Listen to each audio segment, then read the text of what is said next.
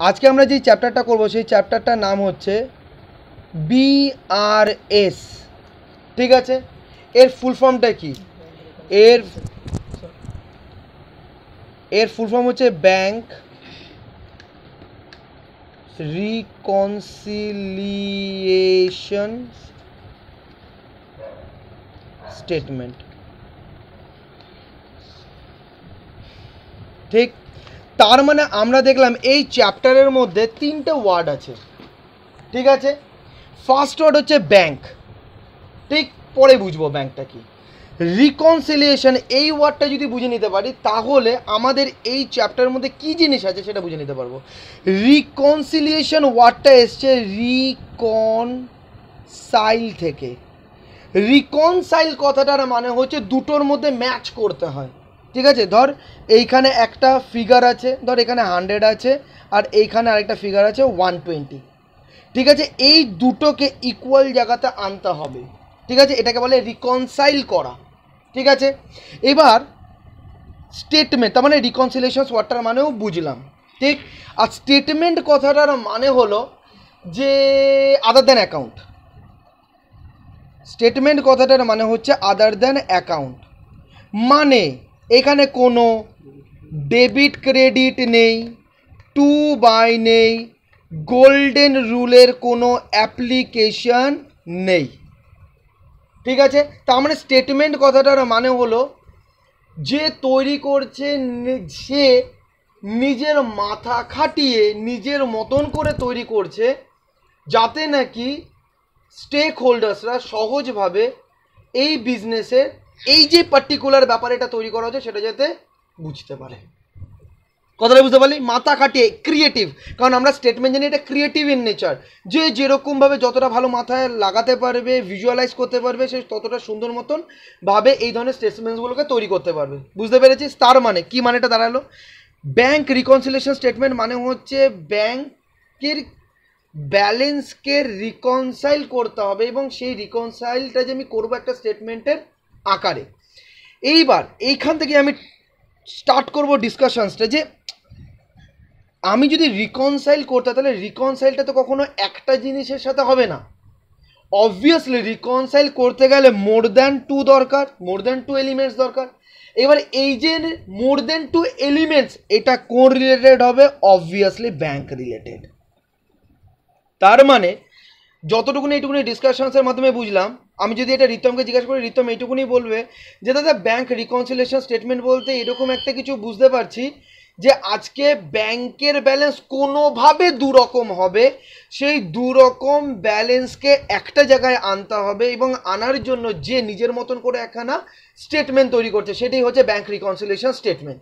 ঠিক, আমি বললাম একদম সঠিক ধরেছিস। যেই না বললাম সঠিক বলেছিস, সাথে সাথে ওখান থেকে প্রিয়াংশু বলছে দাদা এটা তুমি কি বললে, একটা ব্যাংকের দুরকম ব্যালেন্স, বুঝলাম না এই কথাটার মানে। আমি বললাম যে দেখ, আজকে ধরলাম আমি এই হচ্ছে গিয়ে bank of India Liluah West branch, যেটা স্টেশনের সামনে আছে, সেই ব্রাঞ্চের 31 মার্চ 2019 এই ডেটে একটা ব্যালেন্স দেখাচ্ছে। সেভিংস অ্যাকাউন্ট ধরিনি, কারেন্ট অ্যাকাউন্ট ধরিনি, যাই কারেন্ট অ্যাকাউন্টে ধরি, একদম প্র্যাকটিক্যাল অ্যাপ্রোচ থাকবে তাহলে। তো কারেন্ট অ্যাকাউন্টে আমি দেখতে পাচ্ছি যে ব্যালেন্স দেখাচ্ছে 10 lakhs। ঠিক আছে, তো যখন আমি এটা লিখলাম প্রিয়াংশু বলে হ্যাঁ দাদা ঠিকই তো আছে, কিন্তু তোমার একটা কথা আমি বুঝতে পারছি না, তুমি bank of India Liluah West branch একই ডেটে, মানে যেদিনকে ইয়ারটা শেষ হয়েছে সেদিনকে তুমি এইটারই বলছো দুরকম ব্যালেন্স, এটা কখনো হয় নাকি? এটা তো একটাই ব্যালেন্স হবে। আমি বললাম না, এটা হতে পারে। তখন আমি বললাম যে নক্ষত্র তুই মাথা লাগিয়ে বল। তখন নক্ষত্র বলল দাদা আমার যতটুকুনি মনে হয় দুরকম ব্যালেন্স হতে পারে। এবার প্রিয়াংশু বলল বল কিভাবে হতে পারে। তখন নক্ষত্র বলল ভাই দেখ, আমরা একটা ক্যাশবুক মেনটেন করি, এই ক্যাশবুকের মধ্যে একটা কলাম থাকে ব্যাংক অ্যাকাউন্টের, একটা কলাম থাকে যেই ব্যাংক অ্যাকাউন্টটা সেই ব্যাংক অফ ইন্ডিয়াকে রিপ্রেজেন্ট করে। আর এইখানে যে ক্যাশবুকের ব্যাংক কলাম সেটাকে আমি কি বলি, ব্যাংক অ্যাকাউন্ট বলি। তার মানে আজকে একটা ক্যাশবুকের যে ব্যাংক অ্যাকাউন্ট থাকে সেইখানেও ডিউরিং দ্য ইয়ারে অনেক টাকা এসছে গেছে যেটা ব্যাংক অফ ইন্ডিয়া থ্রু হয়েছে।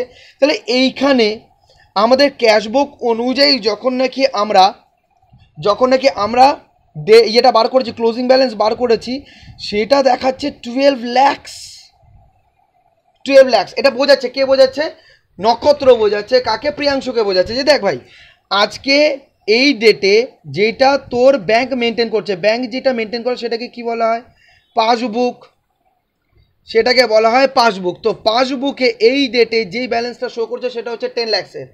আর আমরাও তো ক্যাশবুক একটা মেনটেন করি, ক্যাশবুকের একটা ব্যাংক কলাম থাকে, ব্যাংক কলাম মানে হচ্ছে ব্যাংক অ্যাকাউন্ট, সেইটা দেখাচ্ছে 31 March 2019-এ 12 lakhs। তো দুটো তো আলাদা আলাদা এলো। সাথে সাথে প্রিয়াংশু ফার্দার কোশ্চেন করলো, এমন কি সিচুয়েশন হতে পারে তুই আমায় বল যে এখানে দুটো যে বুক রয়েছে সেই দুটো বুকে ব্যালেন্সে ডিসিমিলারিটিস এসছে, দুটো আলাদা আলাদা ব্যালেন্স এসছে, কারণ দুটোই একই ব্রাঞ্চের, একই ব্যাংকের, একই ডেটের অ্যামাউন্ট। কী কারণে চেঞ্জেস এসছে তুই একটু চেঞ্জেসগুলো বল। তখনও বললো যে কেন, অনেক চেঞ্জেস হতে পারে দাদা, আলটিমেটলি বলবে, কিন্তু তুই যেহেতু জিজ্ঞাসা করলে আমি আপাতত মাথা কাটিয়ে বলছি, অনেক কিছু হতে পারে। একটা হচ্ছে ধর, যেরকম ধর তুই একখানা চেক রিসিভড করেছিস, আর ওটা ওই ডেটেই তুই কী করেছিস, ডিপোজিট করে দিয়েছিস ব্যাংকে। তো তার মানে চেক রিসিভ ধর করেছিস 1 lakh, আর সেই ডেটেই যেহেতু তুই ডিপোজিট করছিস তাই তুই জার্নাল পাস করেছিস ব্যাংক অ্যাকাউন্ট ডেবিট টু কোনো একটা পার্টি, দ্যাট ইজ সানড্রি ডেটার, এইটা করেছিস। আর এই যে ডেটটা সেটা হচ্ছে 29 March 2019, তার মানে ইয়ার এন্ড হওয়ার এক্স্যাক্টলি 2 দিন আগে করেছিস। ঠিক আছে, এবার নক্ষত্র বলছে ভাই, আজকে যেটা তুই 1 লাখ টাকা চেক পেয়েছিস, সেই 1 লাখ টাকার চেকটা তুই 29 March-এ পেয়েছিস, যেহেতু সেই দিনেই তুই ডিপোজিট করেছিস, সাথে সাথে আমাদের অ্যাকাউন্টিং অনুযায়ী আমরা কী করেছি, সেই দিনেই ব্যাঙ্ক অ্যাকাউন্টটাকে ডেবিট করে দিয়েছি, যে ব্যাংকের অ্যামাউন্ট বেড়ে গেল।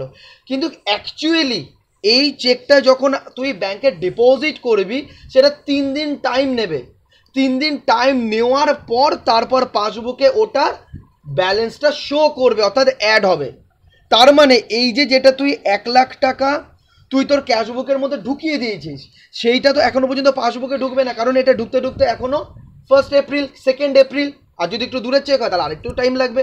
তো তার মানে আজকে 31 March 2019-এ এই কারণে এটা 1 লাখ বেড়ে রয়েছে, আর এই কারণেই এটা 1 লাখ দিয়ে কমে রয়েছে, মানে আজকে 2 লাখ দিয়ে ডিফারেন্স, তার মানে 1 লাখ যে কমে রয়েছে সেটা এটার কারণে। এবার যখনই নক্ষত্র এটা বললো, সাথে সাথে প্রিয়াংশু কনভিন্স, সবাই কনভিন্স। এবার সৌভিক আমাকে জিজ্ঞাসা করলো যে তাহলে দাদা আলটিমেটলি ব্যাপারটা কি, এই জায়গাটা মানে জিজ্ঞাসা করলো না, বললো কনক্লুশনটা, যে তাহলে দাদা আজকে যেই ক্যাশবুক আর পাসবুকের যে ব্যালেন্সের মধ্যে যে ডিসিমিলারিটিস আছে, তার মানে ডিসিমিলারিটিসগুলো তো এইভাবেই হয়। দাদা আরেকটা এক্সাম্পল দাও না, একটু বুঝে যায়। তখন আমি বললাম যে চল, আচ্ছা এবার এটার এক্সাম্পলটা রূপঙ্কর বলবে। তো রূপঙ্কর এবার বলছে কি, দেখ সৌভিক, আজকে তো 31 March 2009-এ এই যে কারেন্ট অ্যাকাউন্টের একটা ব্যাংক চার্জ করে। আজকে কারেন্ট অ্যাকাউন্ট মানে যে বিজনেস করতে গেলে যে অ্যাকাউন্টটা মেনটেন করতে হয়, ঠিক আছে। এবার এই যে অ্যামাউন্টটা ব্যাংক রাখে, তার জন্য ব্যাংক কী করে, যে অ্যাকাউন্ট হোল্ডার তার উপর চার্জ করে যে আমাকে এত টাকা রাখতে হবে, যেহেতু তোমায় আমি সিকিউরিটি প্রোভাইড করছি, ঠিক আছে। তো এই জন্য ব্যাংক চার্জ করবে। এইবার ধরে এই যে ব্যাংক চার্জ ধর করলো, ধর 1000 করলো, কবে করলো, 31 March 2019-এ করলো, ঠিক আছে। এইবার এই ডেটে যেদিন ব্যাংক চার্জ করলো ব্যাংক অ্যাকাউন্ট, তো ব্যাংক অ্যাকাউন্ট বলবে সেই অ্যাকাউন্ট হোল্ডারকে, বাবু টাকাটা দিয়ে যান 1000 টাকা, বলবে নাকি? ব্যাংক বলবে আপনার যে টাকাটা রয়েছে আমার অ্যাকাউন্টে, সেখান থেকে আমি 1000 টাকা কেটে নিলাম, ঠিক আছে, 1000 কেটে নিলাম। এইবার এই যে 1000 যে কাটলো সেটা তো পাসবুকে এন্ট্রি পড়েছে। হতেই পারে আজকে যে ক্যাশবুকটাকে মেনটেন করো ওই বিজনেসের যে অ্যাকাউন্টেন্ট জানলোই না, বুঝলোই না, ধরতেই পারলো না, বা জিজ্ঞাসাও করলো না, তাহলে ক্যাশবুকে এই খরচটা এসছে, খরচটা কি করা হয়েছে? তার মানে এইটাও একটা ডিসিমিলারিটিসের কারণ হয়ে গেল, মানে দুটো ব্যালেন্স যে ডিসিমিলার, আলাদা আলাদা, তার পিছনে এটাও একটা কারণ হয়ে গেল। কোনো রকম অসুবিধা আছে? তো তার মানে এরকম অনেক কিছু হতে পারে যার কারণের জন্য এই যে ব্যাংক অ্যাকাউন্টের ব্যালেন্স দুটো বইতে, একটা পাসবুক একটা ক্যাশবুক, দুটো বইয়ের মধ্যে যে ব্যালেন্সগুলো সেই ব্যালেন্সগুলো মিসম্যাচ করতেই পারে। এর মধ্যে কোনো রকম অসুবিধা আছে? কোনো রকম অসুবিধা নেই। তাহলে এই ডিসকাশনস থেকে আমরা খুব ভালো মতন বুঝতে পারলাম যে আজকে যে ক্যাশবুকের ব্যাংক অ্যাকাউন্টের ব্যালেন্স আর পাসবুকের ব্যালেন্স, এই দুটো ব্যালেন্স একই ব্রাঞ্চের একই ডেটে দু রকম শো করতেই পারে, একদমই নর্মাল। এর মধ্যে কোনো রকম অবাক হওয়ার কিছু নেই যদি আমরা অ্যাকাউন্টস বা কনসেপ্টটা জানি। ঠিক আছে, আমরা নয় বুঝতে পারলাম যারা কমার্স ব্যাকগ্রাউন্ডের, কিন্তু এরকমও তো স্টেক হোল্ডার্স আছে যারা নন কমার্স ব্যাকগ্রাউন্ডের। তারপর হচ্ছে গিয়ে তোর হয়তো সেরকম পড়ালেখাই জানে না। ঠিক আছে, তো আজকে আমরা অ্যাকাউন্টসটা এমনভাবে তৈরি করব যাতে নাকি প্রত্যেকে সেই জিনিসটাকে বুঝতে পারে, তাই তো? আজকে যদি আমি তাদের দিকটা বুঝি, তাহলে আমরা ভালো করে বুঝতে পারবো যে ব্যাংক রিকনসিলিয়েশন স্টেটমেন্টটা করার পেছনে এত প্রয়োজনটা কেন। ধর আজকে এইখানে দাদা যে ইলিটারেট, পড়ালেখা জানে না, অ্যাকাউন্টসও জানে না, এইবার এই দাদা যখন নাকি ইনভেস্ট করতে যাবে, সেই সুমিতান কোম্পানি আমাদের ওপেন হয়েছিল ক্লাস 11-এর স্টার্টিংয়ে, সেই সুমিতান কোম্পানির যখন ব্যাংক ব্যালেন্স দেখছে, ব্যালেন্স শিটে একরকম যেটা হচ্ছে অ্যাজ পার ক্যাশবুক, আর এখানে ক্যাশবুক বলতে ওই ক্যাশবুকের ব্যাংক কলামটাই, ঠিক আছে? আর আরেকটা হচ্ছে দেখাচ্ছে পাসবুকের ব্যালেন্স, ঠিক আছে? এটা হচ্ছে পাসবুক, বোঝা গেল? এইখানের একটা ব্যালেন্স যেটা দেখাচ্ছে 12 লাখ আর এখানে দেখাচ্ছে 10 লাখ। এবার আমার মতন যে আছে সে বলবে এই কী রে ভাই, একই ব্যাংকের একই ডেটে একই ব্রাঞ্চের দু রকম ব্যালেন্স, তার মানে কোম্পানিতে কিছু গন্ডগোল আছে। আর যখনই মনের মধ্যে এই একটা ডাউট ঢুকবে, ইনভেস্ট করার কি কোম্পানি কম আছে, মনে হয় আমি সুমিতান কোম্পানিতে আর ইনভেস্ট করবো, আমি টাটা বাই বাই বলে চলে যাব, তখন সুমিতান কোম্পানি আমার দিকে তাকিয়ে থাকবে, কি হলো দাদা? বলে না রে ভাই আমি পরে দেখছি, মানে আমি তো জানি মনে মনে কিছু একটা গন্ডগোল আছে। ঠিক আছে, এইবার সুমিত বলল হিমাদ্রিকে, বলে জানিস তো হিমাদ্রি, দাদা না সবই ঠিক ছিল, ভালো ছিল বললো, এই যে এরকমই এইটা দেখলো, এটা হতেই পারে নর্মাল জিনিস, কিন্তু যেই দাদা এটা দেখলো বললো কি ঠিক আছে আমি পরে ইনভেস্ট করবো বলে চলে গেল আর এলো না কোনো দিন, এরকম কেন করলো? তখন হিমাদ্রি চিন্তা ভাবনা করে বলে, আরে দাদা তো নন কমার্স ব্যাকগ্রাউন্ড, দাদা তো বোঝেও না কিছু, এখানে দেখতে পাচ্ছে একই ব্যাংকের একই ডেটের একই ব্রাঞ্চের আলাদা আলাদা ব্যালেন্স, তা তো ওটা দেখি ভয় পেয়ে গেছে, ভেবেছে তোর কোম্পানির মধ্যে কিছু একখানা আছে গন্ডগোল, তো সেখান থেকে দাদা কিন্তু আর ইনভেস্ট করেনি। তখনই সুমিত বলছে, আরে বাপরে বাপ, যেহেতু এরকমভাবে আমার বিজনেসে আরও অনেক ক্ষতি হয়েছে, অনেক ইনভেস্টার এসে এসে ঘুরে চলে গেছে, বা আমার ব্যালেন্স শিটটা দেখে বা আমার ফিনান্সিয়াল স্টেটমেন্টটা পড়ে স্টাডি করে অনেকজন মুখ ঘুরিয়ে চলে গেছে, যদিও বা আমার ফিনান্সিয়াল স্টেটমেন্টের মধ্যে কোনো রকম ভুল নেই। ঠিক আছে, তখন যখন সুমিত এটা বুঝলো তখনই বল, আরে বাপরে বাপ, তাহলে তো এটাকে দেখাতেই হবে যে দুটো ব্যালেন্সই সেম, তাহলে একটা তো ওয়ে আউট বার করতে হবে যে যেটা বুঝিয়ে দেবে যে তুমি এখানে থাকলে এখানে চলে যাবে, এখানে থাকলে এখানে চলে যাবে, বা এই যে দুটো যে মিসম্যাচ করেছে সেই মিসম্যাচের কারণগুলো কি, সেই কারণগুলো যদি আমি দেখিয়ে দিই তাহলেই বুঝে নিতে পারবে যে এইটা আর এইটা একই ব্রাঞ্চের একই ডেটের যে দুটো আলাদা আলাদা ব্যালেন্স দেখাচ্ছে তার পেছনে কি কি কারণ। এবার সেই কারণগুলো যদি সেই সমস্ত ইনভেস্টার পড়তে পারে বুঝতে পারে, তাহলে ইনভেস্ট করে দেবে, বুঝে নেবে যে দুটো ব্যালেন্সে ঠিক আছে, তাহলে কোনো রকম অসুবিধা নেই, আর মিস ইন্টারপ্রেট করার জায়গা থাকলো না। কথাটা বুঝতে পারলি? তো তখন হিমাদ্রি সুমিতকে বললো, একদম ঠিক, তোকে এই কারণগুলোতে নিয়ে আসতে হবে যে মিসম্যাচ যে করেছে দুটো, সেই কারণগুলোকে এনে তোকে একটা ওয়ে আউট করতে হবে, যেই ওয়ে আউটের থেকে এখান থেকে কেউ যদি এখানে যেতে চায় আরামসে যেতে পারবে, আর এখান থেকে যদি কেউ এখানে আসতে চায় আরামসে সে আসতে পারবে। কথাটা বুঝতে পারলি? এই জিনিসটা সুমিতের কাছে ক্লিয়ার হয়ে গেল। এইবার সুমিত ডাকলো চার্টার্ড অ্যাকাউন্টেন্টকে, চার্টার্ড অ্যাকাউন্টেন্ট হচ্ছে CA নক্ষত্র ঘোষ, ডাকলো, এইবার নক্ষত্রকে অ্যাপ্রোচ করলো কে? সুমিত অ্যাপ্রোচ করলো। সুমিত বললো ভাই ব্যাপার খুব গন্ডগোল আছে, দাদা মুখ ঘুরিয়ে চলে গেছে, ভাই কিছু একখানা কর, আমি তোকে বলে দিচ্ছি এই কারণের জন্য কিন্তু দাদা মুখ ঘুরিয়ে চলে গেছে, ইভেন অনেক ইনভেস্টার চলে গেছে, তুই এবার এই ওয়ে আউটটা বার কর ভাই, যাতে নাকি ইনভেস্টার্সরা বুঝতে পারে দুটো ব্যালেন্সে ঠিক আছে। এইবার পুরো কাজটা কার কাছে যাচ্ছে? নক্ষত্রের কাছে যাচ্ছে। এইবার নক্ষত্র কি লাগাবে? ওর ইমাজিনেশন, ক্রিয়েটিভিটি লাগাবে, আর ক্রিয়েটিভিটি লাগিয়ে এই প্রবলেমটা সলিউশন বার করবে একখানা কিছু তৈরি করার মাধ্যমে। তার মানে ক্রিয়েটিভিটি লাগাবে, সেই ক্রিয়েটিভিটি লাগিয়ে যা তৈরি করবে সেটা স্টেটমেন্ট, অ্যাকাউন্ট নয়। কারণ অ্যাকাউন্ট তৈরি করতে গেলে না অনেক ধরনের ডেবিট ক্রেডিট এই ওই হ্যান ত্যান এত বেশি কমপ্লেক্স হয়ে যায়, আমাদের মতন যারা ইলিটারেট, তাই তো আমার জন্য যারা ইলিটারেট তারা জিনিসটা বুঝতে পারবে না। তো এই কারণে যাতে নর্মাল পাবলিক বুঝতে পারে তার জন্য সেই জিনিসটাও তৈরি করবে। এইবার নক্ষত্র কি ভাবছে দেখ, নক্ষত্র চিন্তা ভাবনাগুলো আমি ওয়ার্ডসে বলবো, ঠিক আছে শুনতে থাকবি। যেই নক্ষত্রর কাছে কাজটা গেল, নক্ষত্র বলেছে ভাই আমি এটা করে দেবো, 1 লাখ টাকা আমার ফিস দরকার, ঠিক আছে সুমিত বলে কোনো অসুবিধা নেই করে দেবো। এবার যখন 1 লাখ টাকা ফিস, একটা জিনিস একটা স্টেটমেন্ট একটা ওয়ে আউট বার করবে, একটা টেকনিক বার করবে, তার মানে সেই টেকনিকটা অবভিয়াসলি মারাত্মক এফেক্টিভ হতে হবে। এফেক্টিভ কথাটার মানে হচ্ছে যে রিকোয়ারমেন্টের জন্য তৈরি করছে সেটা যাতে ফুলফিলড হয়, ঠিক আছে। ও বলেছে ঠিক আছে আমি তোকে 1 লাখ টাকা দিয়ে দেবো, তুই খালি করে দে, ঠিক আছে। এইবার নক্ষত্র চিন্তা ভাবনা স্টার্ট হচ্ছে।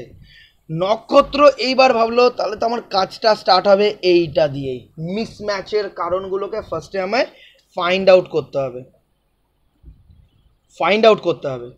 এইবার এই ফাইন্ড আউট করার জন্য ওকে যেটা করতে হবে সেটা হচ্ছে ওর সামনে রাখতে হবে পাসবুক কার? সুমিত অ্যান্ড কোম্পানির, আর রাখতে হবে ক্যাশবুক, এই দুটোকেও রাখবে, ঠিক আছে। আর এখানে ক্যাশবুক মানেই হচ্ছে গিয়ে ব্যাংক কলাম, ঠিক আছে বুঝতে পারলি।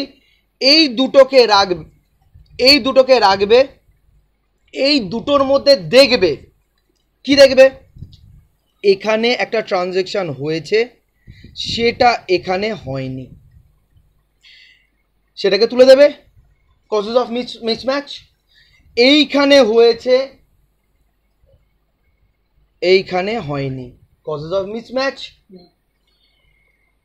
এইখানে হয়েছে এখানেও হয়েছে কিন্তু ভুল অ্যামাউন্টে হয়েছে, রং অ্যামাউন্ট।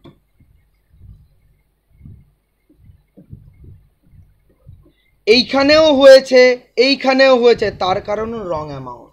ব্যাংক চার্জেস পাসবুকে লেখা আছে 140, ক্যাশবুকে অ্যাকাউন্টেন্ট এন্ট্রি মেরেছে 1400, তার মানে মিসম্যাচ হয়ে গেল। তার মানে এর বাইরে তো আর কিছু হতে পারে না। এখানে হয়েছে এখানে হয়নি, এখানে হয়েছে এখানে হয়নি, এখানে হয়েছে, এটা হচ্ছে রাইট আর এটা হচ্ছে রং, এইটা হচ্ছে রাইট এটা হচ্ছে গিয়ে রং, এর বাইরে কিছু হতে পারে? তার মানে আজকে এইটা করার পর নক্ষত্র এটা বুঝতে পারলো মিসম্যাচের যে সমস্ত আইটেমসগুলো হবে, মিসম্যাচের যে কারণগুলো হবে সেইগুলো হবে নট এন্টার্ড, অথবা আমরা আরো ভালো করে বলতে পারি এরার অফ অমিশন, এটা লেখাই হয়নি, আর আরেকটা হচ্ছে লেখা হয়েছে যেটা ভুল, that is error of commission, ঠিক আছে। মানে লেখা হয়েছে কিন্তু ভুল লেখা হয়েছে। তাহলে আমরা একটু অ্যাকাউন্টিং ল্যাঙ্গুয়েজে লিখি, ঠিক আছে। তাহলে এখানে আমরা লিখবো কি, এটা লিখবো এরার অফ অমিশন, আর এটা হচ্ছে লেখা হয়েছে এন্টার্ড কিন্তু সেটা হবে ভুল, তার মানে এটা হচ্ছে এরার অফ কমিশন। তাহলে নক্ষত্র কি করলো, ওর ফার্স্ট কাজ এটাই ছিল, যেই কারণগুলো ছিল মিসম্যাচের সেগুলো সব বার করে ফেলেছে।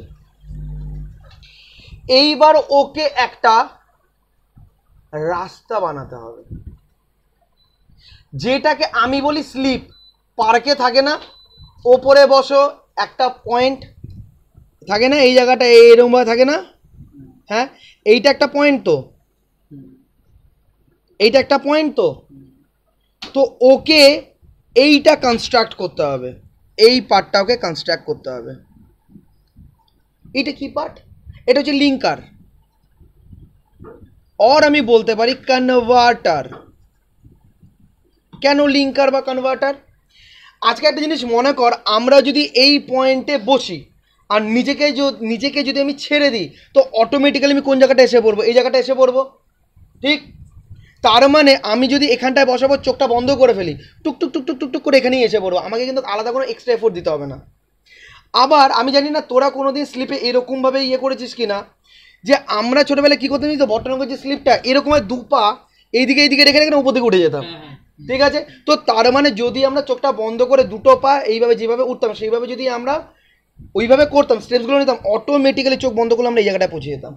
তার মানে এইখান থেকে পরিষ্কার বোঝা যায় যে আজকে এই দুটো পয়েন্ট একটা জিনিসেরই, আলাদা আলাদা নয়। কথাটা বুঝতে পারলি? ঠিক এই জায়গাটা কি করছে, এই যে দুটো পয়েন্টকে লিঙ্কে করছে এই জায়গাটা, বা এটাকে আমি বলতে পারি এখান থেকে এখানে কনভার্ট করা, এখান থেকে এখানে কনভার্ট করা, বলতেই পারি, এর মধ্যে কোনো অসুবিধা নেই। ঠিক এই কনসেপ্টটাকে তো তুল্যকে নক্ষত্র তুলে ভাবলে আমাকে এই যে এইটাই করতে হবে, লিঙ্কারটা তৈরি করতে হবে বা কনভার্টারটা তৈরি করতে হবে with the help of causes of মিসম্যাচগুলোকে দিয়ে। মানে এইখানে এই যেটা তৈরি করবো সেটা হচ্ছে কজেস অফ মিসম্যাচগুলোকে দিয়ে এই লিঙ্কারটা তৈরি করতে হবে। বোঝা গেল? যেমন একটা এক্সাম্পল দিই, যেমন ধর আজকে আমি পাসবুকের একটা ব্যালেন্স দেখলাম, কত আছে ওইটাই ধরি, 10 lakhs, ঠিক আছে? না, পাসবুকের কত ছিল? 12 lakhs, না 12 lakhs, আর ক্যাশবুকের ব্যালেন্স ছিল 10 lakhs। এইটার একটা কারণ যদি আমি রোহানকে জিজ্ঞাসা করি, রোহান একদম ক্লিয়ারলি বলে দেবে, দাদা এটার একটা কারণ হতে পারে এর data directly deposited A some of rupees 2 lakhs into bank, কিন্তু এটা দাদা ক্যাশবুকে না এন্ট্রি করা হয়নি, কারণ ওই যে হয়তো অ্যাকাউন্টেন্ট ছিল না বা কোনো একখানে কারণ হবে। তো তার মানে এখানে এটা ডিপোজিট হয়েছে, ডিরেক্টলি ডিপোজিট, ক্যাশ এনক্যাশমেন্টের ব্যাপার না, ডিরেক্টলি ঢুকে গেছে, সাথে সাথে 10 লাখ থেকে সেটা 12 লাখ হয়ে গেছে, যেহেতু এখানে এন্ট্রি পড়েনি তার জন্য এটা 10 লাখই ঠেকে রয়েছে। বোঝা গেল? তাহলে আজকে আমরা কি করতে পারি, আমরা যদি এই বুকটাকে ধরি, এইটাকে যদি ধরি, ঠিক আছে, তাহলে কি করব, এখানে 12 লাখ লিখব, তার থেকে 2 লাখ টাকা মাইনাস করব, ইকুয়ালস টু 10 লাখ দেখিয়ে দেবো, 10 lakhs দেখিয়ে দেবো। তাহলে এইটা হচ্ছে সেটা কি, কনভার্টারটা বা লিঙ্কারটা, আর এইটা হচ্ছে সেই দুটো ওপর আর নিচের মাথাটা, পয়েন্ট। কথাটা বুঝতে পারলি? এইবার যখন না নক্ষত্র এইভাবে জিনিসটা তৈরি করবে, এবার তৈরি করার পর কী হবে, মানে এইটাই হচ্ছে গিয়ে সেই এই যে এটা তৈরি করা, এই লিঙ্কারটা তৈরি করা, এইটাই হচ্ছে গিয়ে ব্যাংকের যে দুটো ব্যালেন্স আছে, যেটা দুটো ব্যালেন্স আলাদা আলাদা, সেই আলাদা আলাদা ব্যালেন্সগুলোকে রিকনসাইল করার জন্য নক্ষত্র নিজের ক্রিয়েটিভিটি লাগাচ্ছে, তাই সেটাকে স্টেটমেন্ট বলা হচ্ছে। তার মানে এই যে পার্টটা সেটাকে বলা হয় ব্যাংক রিকনসিলিয়েশন স্টেটমেন্ট। এইটার থেকে আমরা এই যে নামটা, সেই নামটা আমাদের ক্লিয়ার হলো যে ব্যাংক রিকনসিলিয়েশন স্টেটমেন্ট, এই নামটা আসার পেছনের কী কারণ, কী উদ্দেশ্য, সমস্ত জিনিসগুলি। কোনো রকম অসুবিধা আছে? এইবার নক্ষত্র যেরকম কোশ্চেন এলো যে দাদা এখানে যেরকমভাবে আমি যখন এই ব্যালেন্সটাকে ধরছি, তাহলে এই ব্যালেন্সটা থেকে আমার এই ব্যালেন্সে আসতে হবে, তার মানে এখানে কী হবে, 12 থেকে এই 2 lakhsটাকে মাইনাস করলে, যেটা হচ্ছে কজেস অফ ডিফারেন্স, এটাকে মাইনাস করলে আমি এখানে পাবো। দাদা যদি কখনো এরকম হয়, ধরো আমি এটাকে না ধরে আমি যদি ক্যাশবুকের ব্যালেন্সটা ধরি, তখন কি করব, তখন আমি 10 লাখ তার সাথে আমি 2 লাখ অ্যাড করে দেব, অ্যাড করলে আমি 12 লাখ টাকা পেয়ে যাব, যে ব্যালেন্সটা অ্যাজ পার পাসবুক, তাই তো? যেমন এই ব্যালেন্সটাকে আমি কি বলবো, এইটাকে আমি লিখবো bank balance as per cashbook, ঠিক? এইটাকে তাই বলবো তো। আর এইখানে কি লিখবো, কারণটা ওটাই লিখবো, dates directly deposited into bank but not entered in cashbook, এটাই লিখে দেবো। তাহলে ওই গল্পটা এখানে লিখে দিলাম, আর এইখান থেকে তাহলে যে ব্যালেন্সটা এলো, সেই ব্যালেন্সটা আমাদের পাসবুকের সাথে ম্যাচ করে গেল। আর এইটাকে আমরা কি লিখবো তখন, bank balance as per passbook, ঠিক আছে? কোনো রকম অসুবিধা আছে? তাহলে হয়ে গেল পুরো ব্যাপারটা। এবার এই যে স্টেটমেন্টটা তৈরি করে দিল 1 লাখ টাকা ফিজের পরিবর্তে, ঠিক আছে, নক্ষত্র ঘোষ এন ঘোষ। তো এইবার যে সমস্ত ইনভেস্টার্সরা আছে, যখন দেখবে 10-12 লাখ, 10 lakhs 12 lakhs, তো ওইটা দেখার সাথে সাথে এই ব্যাংক রিকনসিলিয়েশন স্টেটমেন্টটাও সুমিত অ্যান্ড কোম্পানি কী করে দেবে, অ্যাটাচ করে দেবে। তো তার মানে যখনই আমরা দেখবো 10 lakhs অ্যাজ পার ক্যাশ বুক, 12 lakhs as per passbook, dissimilar, আরে বাপরে বাপ কিছু একটা গন্ডগোল আছে, টাক করে যেই নিচের দিকে তাক, আরে এখানে একটা কী বলছে জানো, বিআরএস ব্যাংক রিকনসিলিয়েশন স্টেটমেন্ট। এবার ওটাকে যখন পড়বো তখন এই জিনিসটা করা থাকবে, তখনই দেখবো ওহো এইটা এই কারণে এইটা আচ্ছা দুটোই তো একই। সাথে সাথে আমরা কনভিন্স, ইনভেস্টার্সরা কনভিন্স, স্টেক হোল্ডার্সরা কনভিন্স, তখন ওর বিজনেসে আমরা ইনভেস্ট করা স্টার্ট করে দেবো, ওর বিজনেসের ফেভারেবল কন্ডিশনসে চলে যাবে। কোনো রকম অসুবিধা আছে তার মানে এখান থেকে বুঝতে পারলি যে এটা কী কারণে কাজে লাগে আমাদের, ঠিক আছে। এবার আমরা ব্যালেন্স নিয়ে ডিসকাস করবো। ব্যালেন্স মানে হচ্ছে ওই যে যেটা আমরা বলেছিলাম না 10 lakhs 12 lakhs, এই ব্যালেন্স দু ধরনের হয় বা দুটো বুকের হয়, একটা হয় ক্যাশ বুক, একটা হচ্ছে পাসবুক, ঠিক আছে। আমরা আগে ক্যাশ বুকটা বুঝবো কারণ আমরা মোটামুটি অ্যাকাউন্টিং করেছি। তো ক্যাশ বুকে আর বারবার বলছি এখানে ক্যাশ বুক মানেই ব্যাংক কলাম। ক্যাশ বুকের দুটো ব্যালেন্স হতে পারে, একটা ডেবিট ব্যালেন্স, একটা ক্রেডিট ব্যালেন্স। আজকে ডেবিট ব্যালেন্স কথাটার মানে হচ্ছে গিয়ে যে আজকে যখন ডেবিট সাইডটা বেশি তখন আমাদের ব্যালেন্স বেরিয়ে আসে ক্রেডিট সাইডে। যেমন আমি একটা এক্সাম্পল দিই, ধর এইটা যদি একটা অ্যাকাউন্ট হয়, এখানে হচ্ছে 100, এখানে হচ্ছে 300, এখানে আছে 150, তো তার মানে আমরা এখানে লিখবো বাই ব্যালেন্স সিডি বলে 150। তাহলে এইটা হচ্ছে গিয়ে আমাদের ডেবিট ব্যালেন্স, যেহেতু ডেবিট সাইডটা বেশি তাই ব্যালেন্সটা কোনখানে এলো ক্রেডিট সাইডে, তাই এটাকে বলবো আমরা কি ডেবিট ব্যালেন্স। আজকে ব্যাংকের ডেবিট ব্যালেন্স কথাটার মানে কি, যত টাকা এসে 400 টাকা এসছে, 150 এক্সপেন্স হয়েছে, তার মানে এখনও 250 পড়ে রয়েছে, তার মানে এখনও তোর টাকা হাতে আছে, ব্যাংকে টাকা আছে। তার মানে এইটা যেটা ডেবিট ব্যালেন্স, এটার আরেকটা আমি নাম দিতে পারি, সেটাকে বলা হয় ফেভারেবল ব্যালেন্স, বলতে পারি ফেভারেবল ব্যালেন্স। মানে যেহেতু আমার টাকা এখনও ব্যাংকে রয়েছে। আরেকবার, ক্যাশ বুকের দুটো ব্যালেন্স আর ডেবিট ব্যালেন্স, ক্রেডিট ব্যালেন্স। আজকে ডেবিট ব্যালেন্স মানে কি, ডেবিট সাইডটা বেশি হওয়ার জন্য যেটা ব্যালেন্স এসছে ক্রেডিট সাইডে, ঠিক আছে। তার মানে যদি সহজভাবে ইন্টারপ্রিট করি সেটা হচ্ছে আজকে 400 টাকা এসছে, তার মধ্যে 150 এক্সপেন্স হয়েছে, এখনো ব্যাংকে কত পড়ে রয়েছে 250, তো তার মানে 250 এখনও আমার টাকা পড়ে রয়েছে ব্যাংকে, তার মানে আমার ফেভারেবল কন্ডিশনস আছে, আমার কোনো লাইবিলিটি নেই, তো এটাকে আমি আরেকটা বলতে পারি ফেভারেবল ব্যালেন্স। কোনো রকম অসুবিধা আছে, ঠিক আছে। এটার উল্টো ক্রেডিট ব্যালেন্স। ক্রেডিট ব্যালেন্স কথাটার মানে হচ্ছে ধর এইখানে 100, 300, 150, মানে তোর 150 ছিল ব্যাংকে, সেখান থেকে তুই 400 তুলে ফেলেছিস। কীভাবে তুললি? ওভারড্রাফটের মাধ্যমে। কীভাবে ওভারড্রাফট হলো? কারণ আজকে তুই যে বিজনেস, মানে ধর আমি এখানে সুমিত অ্যান্ড কোম্পানির কথাই বলি, সুমিত অ্যান্ড কোম্পানির এত গুডউইল যে ব্যাংক ওকে ওভারড্রাফট ফেসিলিটি দিচ্ছে যে তোমার যতটা ব্যালেন্স আছে তার থেকেও তুমি বেশি তুলতে পারো। কারণ তোমার যদি চেক বাউন্স হয় তাহলে সেই ক্ষেত্রে অন্যান্য যে পার্টিরা রয়েছে সে তোমার এগেনস্টে কেস করে দেবে, তোমার বিজনেস একটা ফলস পজিশনে পড়ে যাবে, ইভেন কি তোমার বিজনেস বন্ধ হয়ে যেতে পারে। তা তোমার বিজনেস যদি বন্ধ হয়ে যায় তাহলে আমার কাছে তুমি যে টাকাগুলোকে রাখছো সেই টাকাগুলোকে তুমি আর রাখবে না, আর আমি যে ব্যাংকিং বিজনেস করছি তাহলে সেটা করতে পারবো না। এই কারণে তোমার বিজনেসের যাতে বা তোমার ইমেজের যাতে কোনো রকম ক্ষতি না হয় তার জন্য আমি এক্সট্রা তোলার একটা তোমাকে ফেসিলিটি দিচ্ছি, যেটাকে বলা হয় ওভারড্রাফট, অতিরিক্ত। তাহলে তোর ব্যাংকে টাকা কত ছিল? 150, আর সেখানে তুই তুলে ফেলেছিস কত? 400। তার মানে এখান থেকে আমি ক্লিয়ারলি দেখতে পাচ্ছি যে 252 ব্যালেন্স সিডি বলে এলো, আর এইটাকে কি ব্যালেন্স বলা হবে? এটাকে ক্রেডিট ব্যালেন্স বলা হবে, কারণ ক্রেডিট সাইডটা বেশি হওয়ার জন্য আজকে ডেবিট সাইডে ব্যালেন্সটা এসছে। তাহলে এই যে ক্রেডিট ব্যালেন্স, এই ব্যালেন্সটাকে আমি কি বলতে পারি? ওভারড্রাফট। তো এই জায়গাটা আমি লিখে দিই যে এটা ক্রেডিট ব্যালেন্স, সেটার আরেকটা কি নাম হতে পারে? ওভারড্রাফট। কোনো অসুবিধা আছে? তার মানে বিভিন্নভাবে বলা যেতে পারে যে আজকে যদি বলে ব্যাংকের ওভারড্রাফট ব্যালেন্স ক্যাশ বুকের, তার মানে পরিষ্কার বুঝতে পারছি সেটা ক্রেডিট ব্যালেন্স বোঝাচ্ছে। আর যদি ফেভারেবল ব্যালেন্স বলে ক্যাশ বুকের, তাহলে সেটা আমি কি বুঝবো? সেটা হচ্ছে কি আমাদের ডেবিট ব্যালেন্স বোঝাচ্ছে, দ্যাট ইজ ফেভারেবল। কোনো রকম অসুবিধা? তার মানে ফেভারেবল ব্যালেন্স দিয়েও বলতে পারে, ডেবিট ব্যালেন্স দিয়েও বলতে পারে, ওভারড্রাফট ব্যালেন্স দিয়েও বলতে পারে, আবার ক্রেডিট ব্যালেন্স দিয়েও বলতে পারে, বা আনফেভারেবলও বলতে পারে। কোনো রকম অসুবিধা আছে? ক্লিয়ার এর মধ্যে?